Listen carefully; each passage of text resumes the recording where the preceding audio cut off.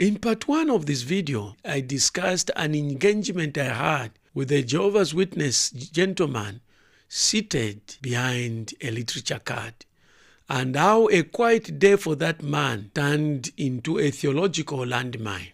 In today's video, I explain how he responded to the challenge of failed promises. But before that, let me welcome you to Tell Me Dr. K, a channel on which we discuss religious teachings, especially those that contradict the Bible. Because on Tell Me Dr. K, no question, no topic is off limit. As long as somebody has said something contrary to the Bible, we challenge it. What happens when a Jehovah's Witness is asked a question that he cannot answer?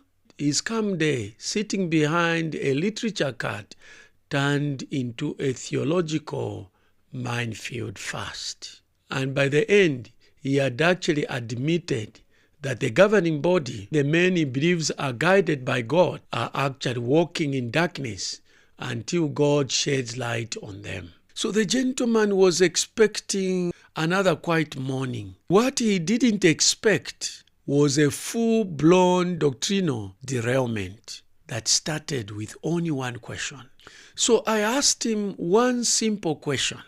How can you say you have the truth when your truth keeps changing? And what followed was stunning unravelings. And by the end of the discussion, the man was actually admitting that the governing body that was supposed to be a channel of God's communication are grouping in spiritual darkness, hoping that God will eventually reveal what they should have seen all along. Some things Jehovah will not permit us to see, even though we read over it many, many times. Now, to rub it in, to add salt to the wound, I told him, now your governing body seems to be changing. They are now saying, don't focus on the end. Because now, all of a sudden, they've realized that no one knows the end. What is written in the Bible already, which they claim to faithfully read and follow, no one knows the end. We should not be preoccupied with the end, says one dramatization. Instead, focus on the kind of person that Jehovah wants you to be. Remember, Jesus said, no one knows the day or hour. But he said we should keep on the watch. I think it's great you keeping the end close in mind. Because of you and Linda. Both of you have shown me how close we really are. I saw what was happening in the world, and you both helped me put it all together. We just want to be sure you are focused on the right things. We can all start thinking too much about when the end will come. But I'm just being alert. Isn't that what you taught me to do? Alert is good. And if the end is really so far off, why did I need to change my life now?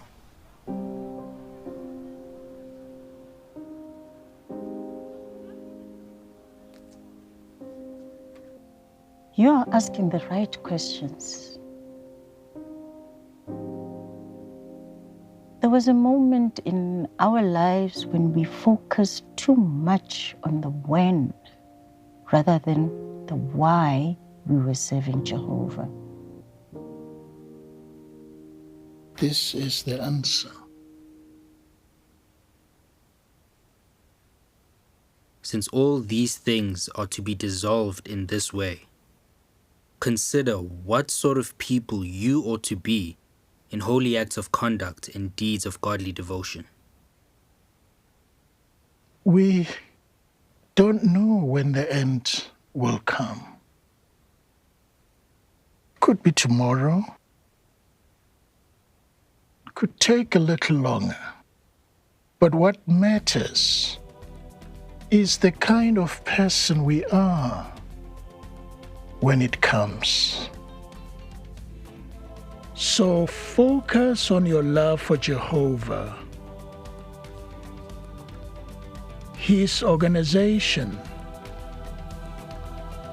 His work. Take the excitement you have and direct it the right way.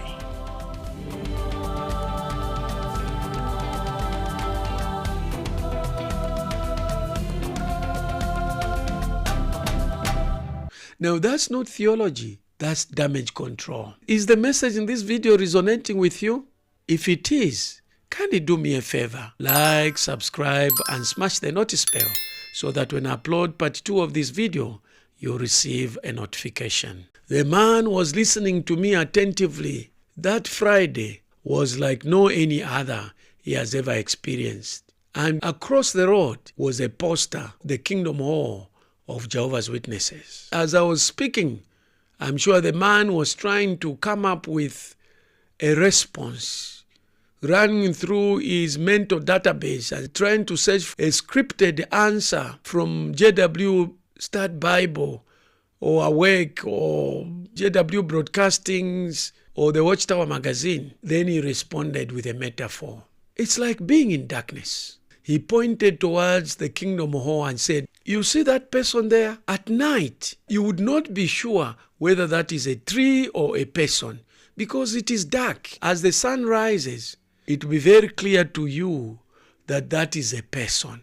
But you could not see before because it was dark. And he said, that is exactly what happens with the governing body. Before God sheds light on them, they would not really know. Then I said, how sure are you that right now they are not in darkness and that what they are telling you, they will change in future and say, God has shed more light. So this gentleman was directly quoting from Jeffrey Winder's presentation entitled, How Does Light Get Brighter?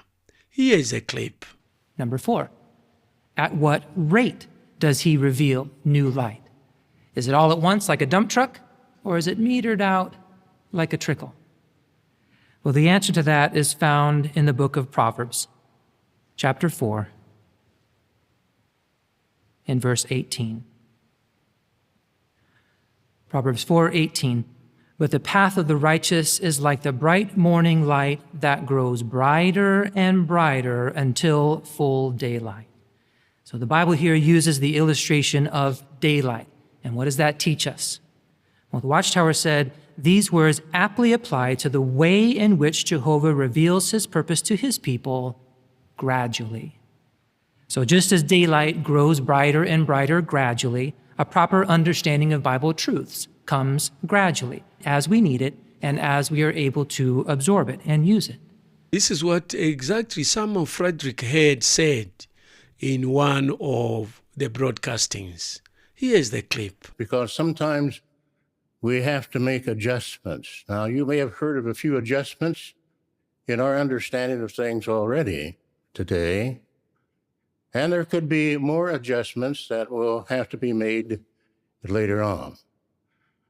Now, you may recall that we used to think a certain way some 10 years ago about the following matter.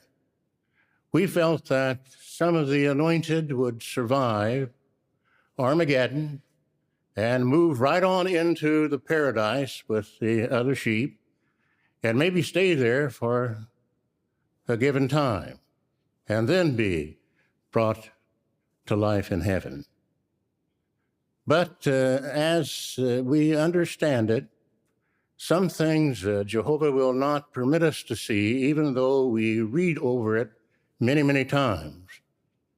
We can't see it until Jehovah puts the light on it. The man had no response to my question. Now, because my time was running out and I was actually running late, I had to leave. We exchanged phone numbers and I drove off. I can only imagine what the man remained thinking about. I would definitely call him and talk to him and find out whether he still has an answer to my question. Now, this self-validation of Jehovah's Witnesses, that because they are the ones who go door to door, they are the ones who are doing God's will, is actually warped. Because I told this man, I also go door to door. I also preach. And I even told him, right now I'm going to a radio program to teach. So the very fact that you are going door to door is not a validation, is not proof that you are following the truth. He says, you also go witnessing. I said, yes. And the biggest challenge with Jehovah's Witnesses is that they are blinded to thousands of men and women who are preaching crusades that hold hundreds of thousands of people in one sitting. They are not aware that Jehovah's Witnesses have been in existence close to 1.5 centuries, and they are just 8 million. The Pentecostal movement, which started in the 1900s, between 1900 and 1906, with 0 membership, is more than 500 million members right now. The fastest growth in Christianity ever. They are not aware of all this. Now, what's the takeaway message here to Jehovah's Witnesses? This isn't about arguing, but testing the truth. If you claim the truth, you should be consistent and honest. Truth doesn't evolve, it endures. Here's a clip from a woman who appeared on Light Over Dark Ministry saying, if you have the truth, you should not fear, because truth should endure. Here's the clip. Before I woke up, there was a point when I was questioning that started to bother me more. But before that, it didn't, and it's like the truth should be able to withstand a lie. So we shouldn't have to be afraid if these people are actually, lying about this stuff, then that should hold, the truth should hold up under that.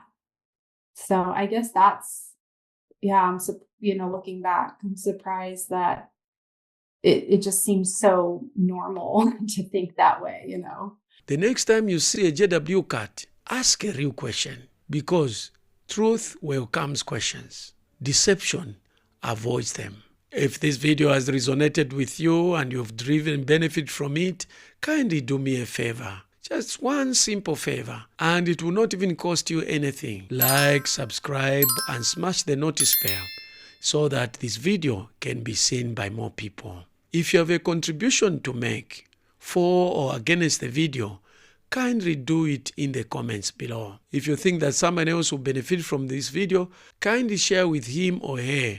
In fact, you can share with as many people as you want.